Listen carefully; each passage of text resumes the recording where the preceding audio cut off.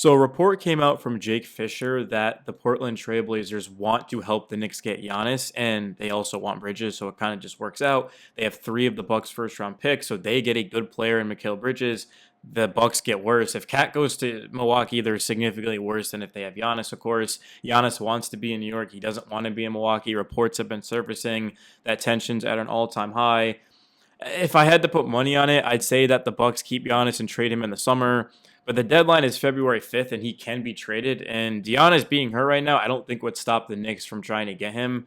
I mean, we've known for a while now that, of course, the Knicks have been trying to get Giannis. And if they can do it, they absolutely will.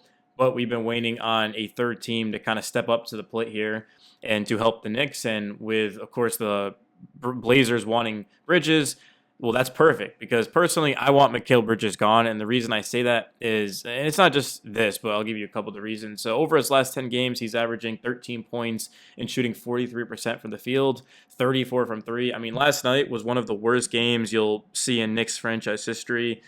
29 minutes, 3 of 16 from the field, 1 of 9, benched in the fourth quarter. I mean, Bridges was still a +4. It just goes to show of how other guys were able to step up to the plate here. But I'm looking at Mikal, and the Knicks, they wanted to get the Phoenix Suns version, one of the best defenders in the league, 3-and-D elite wing. And in the playoffs, specifically against the Celtics, we saw that version of Mikal, but we just haven't this year. And we didn't see it against Indiana, and I'm starting to get extremely nervous. And I like personally, a couple months ago, I would have said, no, do not trade OG, keep him and Mikal. But to this point, I mean, if you're getting Giannis, you've got to give up something. And if you keep OG and get Giannis, I mean, that is a huge win for the Knicks. Because now all of a sudden, you've got OG, Giannis, and Mitchell Robinson. I mean, if that isn't as elite as it gets, I don't know what is. And you still got Josh Hart. You've got Deuce McBride. You've got Jalen Brunson. I don't know what the package would be for Giannis. But I'm just looking at that type of roster. And, man, it screams not perfection because nothing's perfect. But that's the best team the Knicks are going to be able to get right now. Cat has struggled, which is highlighting Mikal's struggles even more. If Cat was looking like himself last year, a guy that started in the All-Star game, and Cat actually might still start in the All-Star game with Giannis being hurt, but we know that it's not the same Cat from last year. So both of them struggling. I mean, it's pretty easy to see why the Knicks are where they are. Yeah, they're the 3 seed. I don't care. The East is extremely weak, and the Knicks were supposed to be a legit championship contender, and they just haven't looked like that, at least since, of course, the Cup championship and Christmas Day, that miraculous comeback. But the Knicks, they've got a lot of work to do. And if they can get, in my opinion, the best player in the game, I mean, Jokic is great, Luka's great, but Giannis is a guy that scores 30 a night and can guard any position, gets you, 13, 12 rebounds a game. Yeah, him and Brunson, the reason that works is because Giannis, again, he's an elite defender. He's quick. I mean, nobody's targeting Giannis on defense. But if you have Brunson and Cat, I mean, there's a lot of issues with that. And when you look at when Brunson's off of the court and Cat's on the floor, well, now you don't have any playmaking. You don't have any ball handling. So Giannis can handle the ball. He can defend. I mean, he's an amazing player. I'm not going to say top 10, but he's like a top 15 player to ever play the game in the prime of his career. He wants to be in New York. If Giannis brings a championship to New York City, I mean, he's going to go down as a legend. He's going to immediately be an all-time great because the Knicks haven't won a championship since 1973. I mean, my parents weren't even alive when the Knicks last won a championship. It's crazy to think about, but that's kind of the reality. This team just has not done a lot of winning, and they've gotten close. Like last year, Eastern Conference Finals. If Randall was able to stay healthy and Mitch, I mean, that team with Devo, I think could have made a lot of noise. But I think the best bet for the Knicks is saying that, hey, look, we've got 2 first-round picks to work with. We've got swaps, Mikal and Cat. I mean, yeah, we like them, but this is Giannis we're kind of talking about. Let's go ahead and get something done here. I don't think the Knicks will do this because I'm looking at Giannis. He's hurt, and February 5th is close. It's very close here. I'd be shocked if the Knicks do this, but with the Blazers report coming out that they want to buy, they want Mikal, they want the Bucks to trade Giannis because they own their picks. I mean, if they can kind of bait the Bucks into trading Giannis to the Knicks, I think that would just be great for the Blazers and the Knicks. But I don't see what the Bucks would benefit here because they'd get more in the offseason. Like, there's no question about it. If this was like MLB, yeah, like remember when I don't know if you guys watch baseball, but yeah, Juan Soto, he's actually on the Mets. So he was with the Yankees too in that World Series run. They unfortunately lost. But Juan Soto at the deadline when he went to San Diego, I mean, went for a haul. If you wait in baseball to the offseason, you get less. At the trade deadline, you get more. But for NBA, it's kind of the opposite here. Like, the Bucks are just losing leverage if they trade Giannis right now. But if tensions are so bad, then, I mean, Giannis probably could force his way out. I don't think Giannis would force his way to the Knicks. I think he would just be like, trade me. But if Giannis does force his way to the Knicks, obviously that helps us out a lot here. But yeah, we're looking at multiple picks. Cat, McHale. I don't think the Knicks would ever trade Deuce McBride, but I mean, like you're gonna have to give up something. And if it becomes a bidding war, then the Knicks don't have a chance. Honestly, this just kind of feels like Giannis would have to force his way to the Knicks because I look at like the Brooklyn Nets. I mean, sure, you guys could think of Team Miami. I'm sure like there's teams that are gonna have more to offer, more picks and young players. The Knicks are kind of a team that's stuck.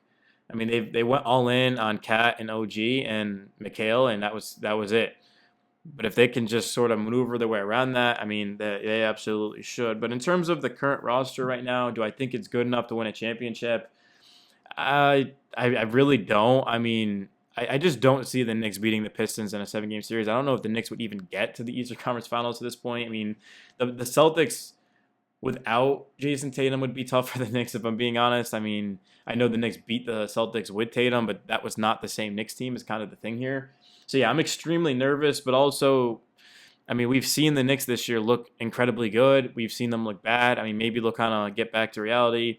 But from what I'm seeing, I mean, yeah, 2 wins in a row is great, but there's still a lot of concerns with this team. And I think bringing in Giannis and then having a starting lineup of Brunson, OG, Giannis, Mitch, and then I don't think Josh Hart would start. I mean, I think Deuce would be actually incredible to just plug him next to Brunson. But then also, like, the bench guard-wise would be lacking. Like, Tyler Kolek would have to... Kolek will probably be traded in the package, but, like, the Knicks would not have, like, any playmaking off the bench or, like, any ball handling. It's kind of the problem. So, I mean, yeah, obviously, like, losing Bridges and Cat is going to create... there's going to be things the Knicks are worse at. But I just think that when it's said and done, the Knicks have a better chance to win with Giannis than versus with Cat and Bridges.